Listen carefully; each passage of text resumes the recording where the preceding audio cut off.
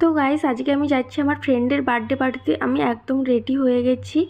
আমি একটা সিম্পল কুর্তি তার উপর জ্যাকেট পরেছি। আমাকে কেমন লাগছে অবশ্যই জানিও। এখন আমরা রয়েছি ভোগপুর ওভারব্রিজে। আমার বান্ধবী টিকিট কাটতে গিয়েছে, তাই আমরা দাঁড়িয়ে রয়েছি।